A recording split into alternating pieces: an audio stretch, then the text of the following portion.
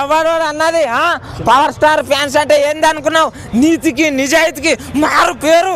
ఏందనుకున్నావు? మళ్ళీసారి బీరుకు బిర్యానీకి ఆశపడేటోళ్ళు కాదు, 100 మంది వచ్చినా ఫుడ్ పెట్టేటోళ్ళు అన్నదాన ప్రభువులు. అర్థమైందా?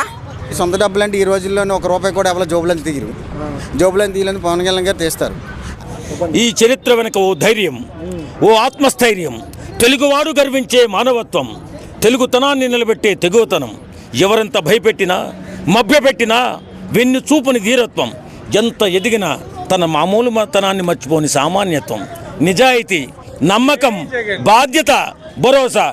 జై జనసేన, జై జనసేన. మన కళ్యాణ్ గారు నెలకు అంటే 50 కోట్లు తీసుకొని నెలకు చంద్రబాబు పనిచేస్తున్నారు మాట్లాడుతున్నావు. కోట్లు కోట్లు వచ్చి ఇట్లా గుమ్మారిస్తే కూడా నాడు అని చెప్పి నాకు ప్రజలు ముఖ్యమని ప్రజల కోసం ప్రజలతోటికి వచ్చి ప్రజల సమస్యలు తీర్చే వ్యక్తి.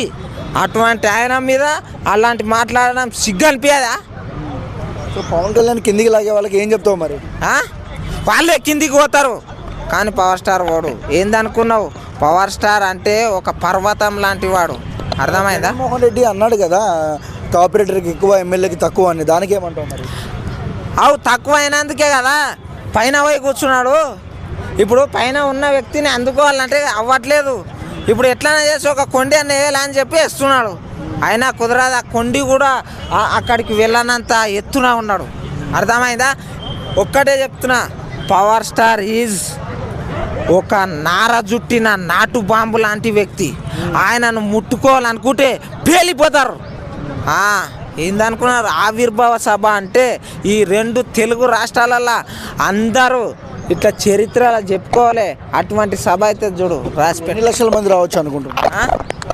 అది సముద్రంలో ఎన్ని నీళ్ళు ఉంటాయంటే చెప్పగలవా? జనసేన మీటింగ్ కూడా అంతే. పవన్ కళ్యాణ్ గారి స్పీచ్ ఎలా ఎక్స్పెక్టేషన్స్ ఉన్నాయి? స్టార్టింగ్ స్పీచ్ ఎట్లా ఉండే? ఫస్ట్ పెట్టినప్పుడు ఎట్లా ఉండే? ఇల్లేమో దూరం అన్నాడా? ఇప్పుడు అందరికీ ఇండ్లు అని అంటాడు. అర్థమైందే? అందరి దగ్గర ఇప్పుడు నేను ఉన్నా, అప్పుడు దూరంగా ఉన్నా, అందరితో ఉన్నా, అందరికీ నేనే, ప్రతి ఒక్కరికి మంచి పనులు చేస్తా, మంచికి తోడు ఉంటా, చెడుని లేపేస్తా అంటాడు.